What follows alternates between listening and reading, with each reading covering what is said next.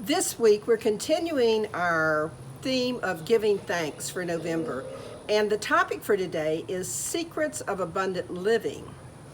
And none of these need to be really kept a secret, so I'm hoping that after you learn them today that you'll spread them around. Your question for the week is this: what is the one thing that you can do to remember that abundance is your divine birthright and always right where you are? One more time. What's the one thing that you can do to remember that abundance is your divine birthright and always right where you are? In the reading today, Gloria was talking about the inexhaustible supply of divine energy that we can appropriate. And our opening song was God is My Source. That's all about secret number one. Make the divine your source and your supply, and you always have abundance. Secret number one, make the divine your source and your supply, and you always have abundance. I love the analogies in the reading. The little girl who was stepping on the hose and stopping the flow of water, and the solution was simple: take her foot off the hose. In life, I think we often experience that same phenomenal, that we're stepping on the foot of our abundance. We're stopping the flow. We don't experience the full extent of our good because we block it in some way. Sometimes it's by not accepting a gift because we think it's charity, or we're too proud to accept something. Sometimes we fail to ask for help when we need it, and so we don't feel abundant because we feel like there's all these challenges in our lives. The truth is that our good comes to us often in unexpected ways and from unexpected places. We have to be awake enough to accept all of the places from which our good might come. And that brings us to secret number two. Be willing to accept your good no matter how it shows up. Secret number two, be willing to accept your good no matter how it shows up. Stop pressing your feet on the pipeline of your abundance and stop complaining about scarcity in any area of your life. The other analogy in the reading was about dipping from the ocean, from that vast supply of water. The analogy is about secret number three, which is set your expectations high and have faith in the results. Again, secret number three, set your expectations high and have faith in the results. If you go to the ocean with a bucket, you can dip a full bucket out of the ocean. If you bring a cup, all you can get is a cup. And like they said, if you only bring a thimble, that's all you can get. It's not that you can't have more. It's that you're not asking for more. You're not expecting that you can have more. So are you eliminating or limiting your abundance by only being open to a certain amount of abundance in your life? By trying to tell the universe how to give you what you might want? Ernest Holmes talked about this in Creative Mind and Success. And this is what he said: the substance that we deal with in itself is never limited, but we often are because we draw only what we believe. We limit our abundance because we draw only what we believe. Why would any of us want to go to the divine source of supply with only a thimble? Think about what you want and bring those expectations to the divine source. So I want to use one more analogy about water before I move on. Have you ever seen a brook or a river that babbled and the water flowed easily downstream? In Oregon, there's so many of those rivers and brooks, and they empty into the ocean. It's exciting to hop into a canoe or raft and to ride downstream, allowing the river to just do the work for you. Occasionally you hit rapids or have to traverse around a rock, but there's always some path to get around that rock or those rapids so that you can continue on your journey. And this brings us to secret number 4. Know that any of your challenges you can overcome, and your path to abundance can continue. Again, secret number 4, know that any challenges you can overcome, and your path to abundance can continue. Sometimes a bump in the road is just that. It's a bump in the road, so you can steer around it and keep going to your destination. So how often do you stop and notice that it's a beautiful day? Not dependent upon the weather, just because something happened, like we woke up feeling really great this morning. Webster defines abundance as a very large quantity of something. And I think as we get older and wiser, we redefine abundance not to be about something, but we learn that the something is really gifts that are often intangible. The love, the joy, the compassion, the trust, the friendships, the freedom. And if you're still wanting that something like more money or a job, it's time to start 100% believing that it can happen. And to be more clear, the universe is very exacting. And if we send mixed messages, like I really want a new car, but on the other hand, I really don't think I can afford one, that's a mixed message. You don't think you're going to get it, so guess what? You're pretty much telling the universe, don't bother because I don't think that I can get it. The bottom line is this. Secret number 5 is be clear about what you're seeking. Secret number 5, be clear about what you're seeking. In the Science of Mind magazine, I read this statement that said, there's no reason we should ever stop accepting more and more good. There's no reason we should ever stop accepting more and more good. It went on to say that our thoughts should be enlarged, that it cannot help gathering more and more, even though with the other hand, we are ever distributing what we gather. Indeed, the only reason for having it is that we may give to others. This is a huge message about the secret of abundant living. The only reason for having it is to give it away. Really? Let me tell you a little story about a tomato. How many seeds do you think there are in a tomato? When I asked you that, you probably thought, well, there's a lot of seeds.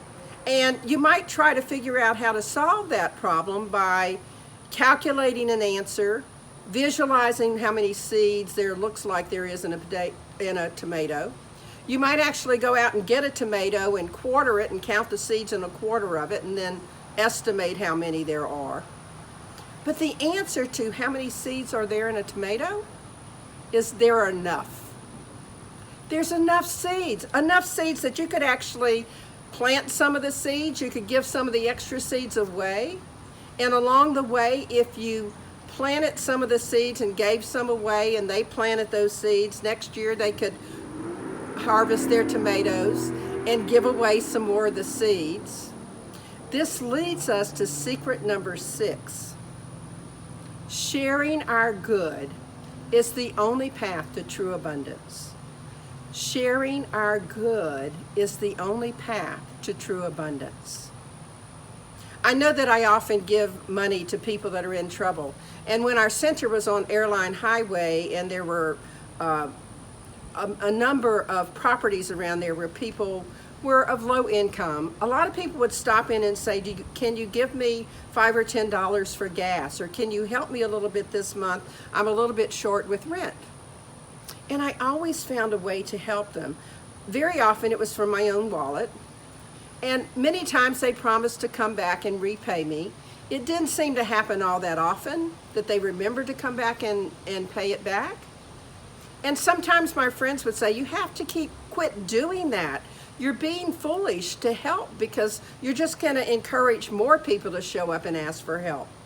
But what I know is what goes around comes around. And my karma is such that when I need help, there's always someone there to help me. When I need help, there's always someone there. Abundance is not about hanging on to what we have. It's about creating a flow so that the world becomes a better place. And if we have things, then we put them in the flow of abundance. Who benefits from seedless fruit and vegetables? Only the person that has the seeds.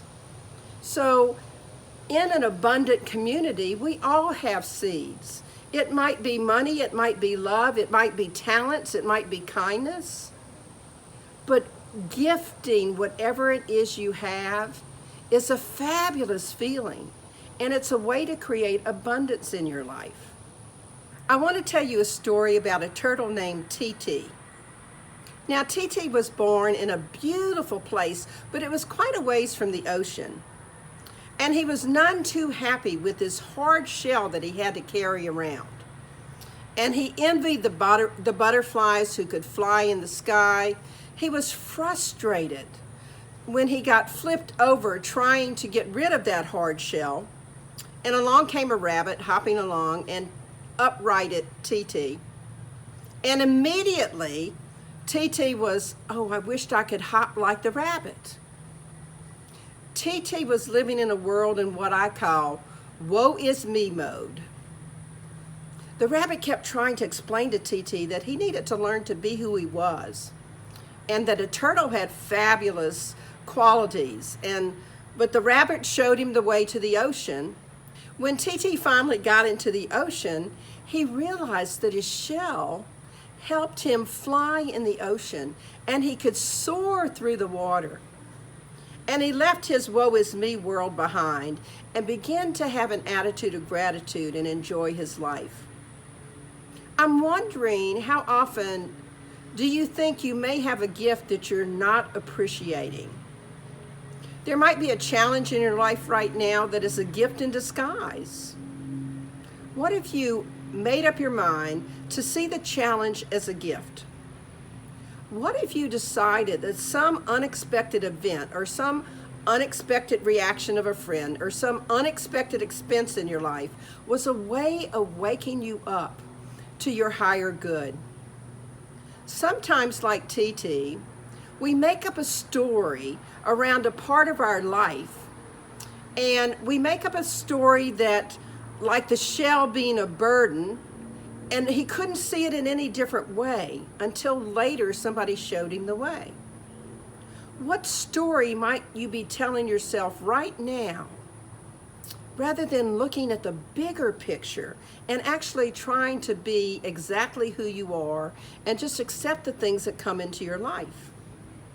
Secret number 7 is find your abundance in what you already have. TT found out that his hard shell was actually a gift, but it took him a while. Secret number 7, find your abundance in what you already have. In Help for Today, Ernest Holmes put it this way: Spirit, which is the creative life principle, is forever flowing through us. But man has been given the power or right to impede or stop its progress in himself. We know we can tie a cord tightly around our arm and inhibit the circulation of blood that causes congestion, stagnation, and infection may follow. In a like manner, through our thinking process, our ideas, and our convictions, we use the tourniquet of negative thoughts and block that creative life flowing through us. So, what about that? How do you tie a tourniquet around a certain part of your life? I want to talk for a moment about what I call the acronym AIM.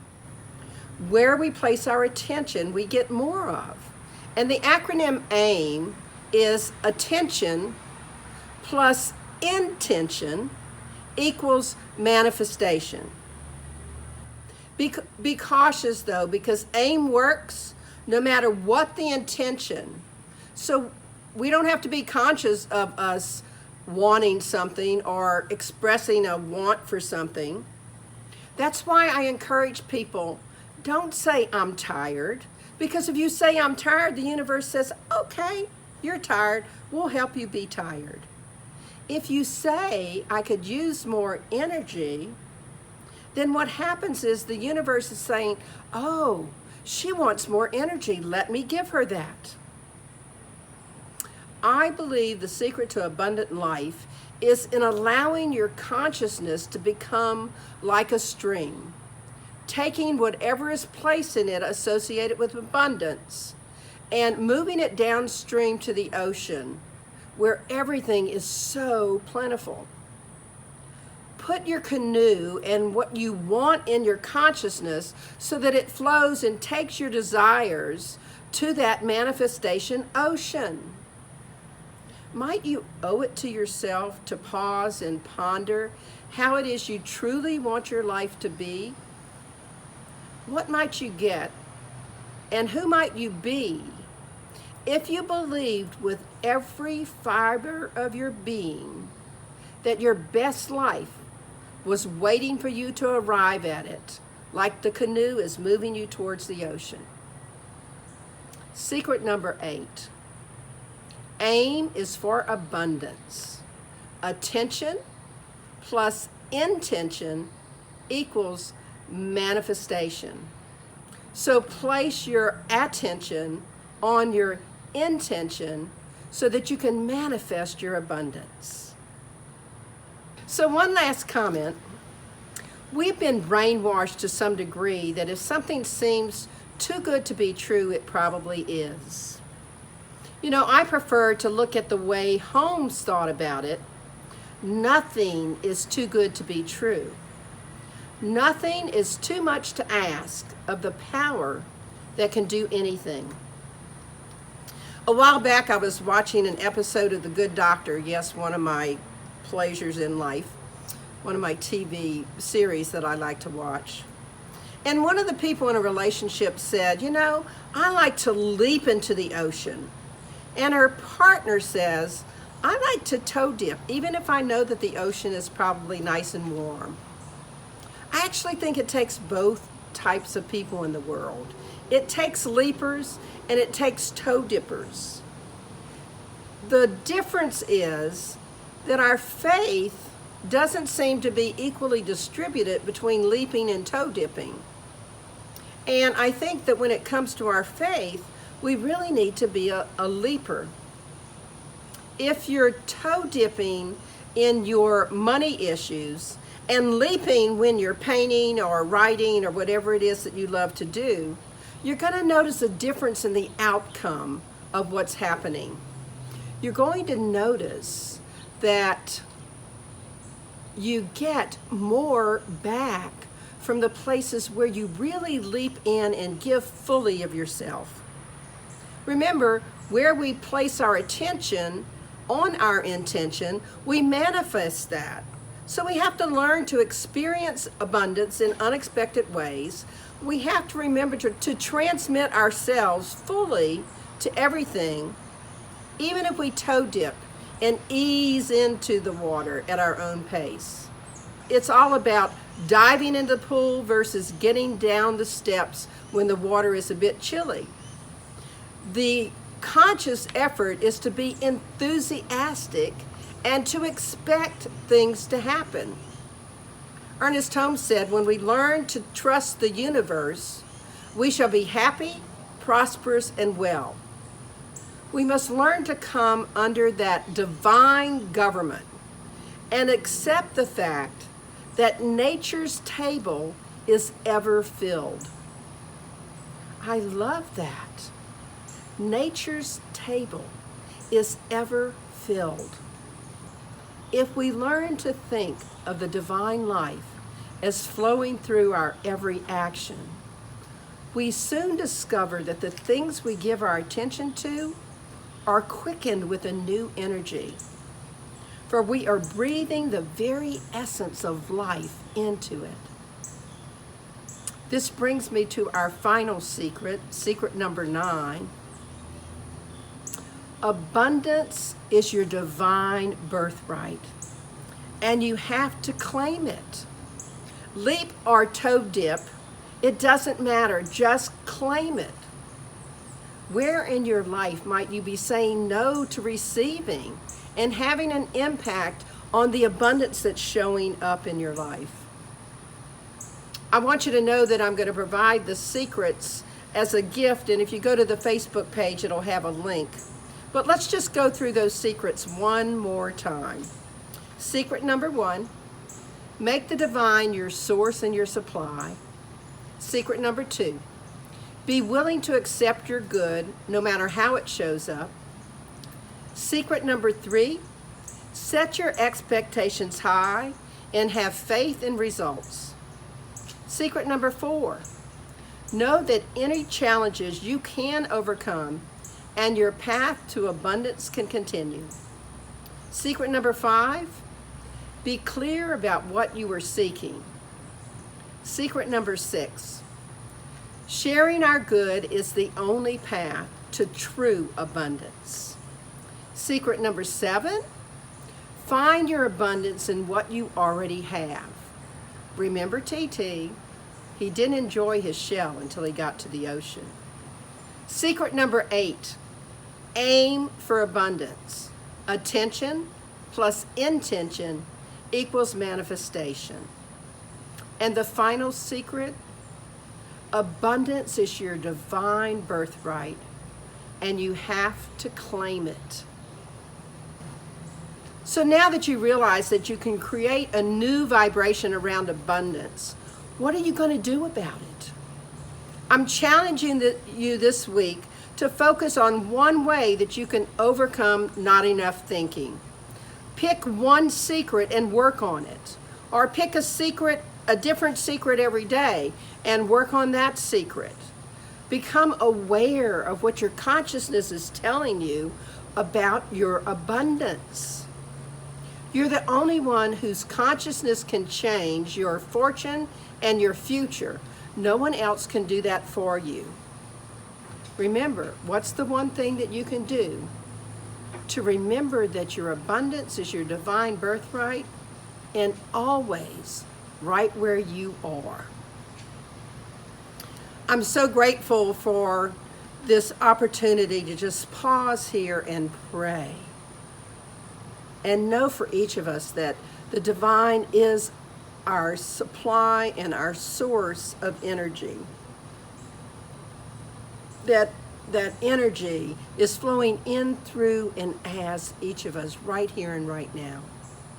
And what I know for each of us is that we are swimming in that ocean of abundance and coming to that ocean of abundance with huge buckets to dip in and allow ourselves to feel the abundance that is already right where we are. I am so grateful. I'm grateful to know that the God without is the God within me. I'm grateful to know that there is an inexhaustible supply of good, and all I need do is to claim it.